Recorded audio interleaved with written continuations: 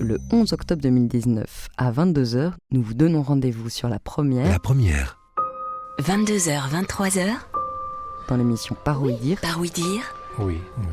Avec Anne Roukens et Benoît Magérus. Marc Bloch dit que l'historien flaire la chair humaine.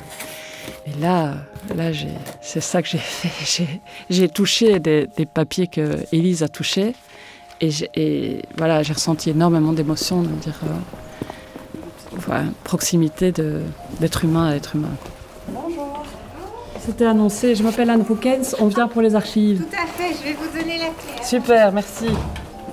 Et donc je sais que la manière dont j'ai décrit Élise tient sans doute à ma propre personnalité, qu'il y a quelque part une vraie rencontre en fait dans ce récit. Ouais, si, ça a l'air d'être ça.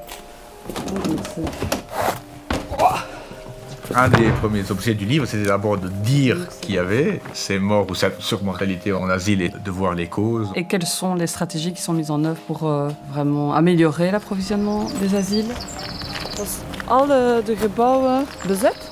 Ja, maar ook door psychiatrische patiënten. Ja.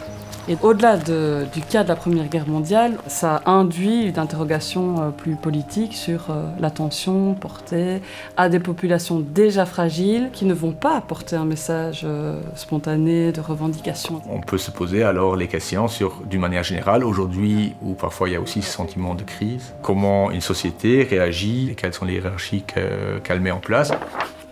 Voilà, reconstruit début des années 20. Décédé pendant la guerre et nouveau atteint de tuberculose pulmonaire. Ce livre peut en tout cas montrer qu'au moment de crise, il y a des choix qui sont faits et que ces choix peuvent avoir des conséquences graves.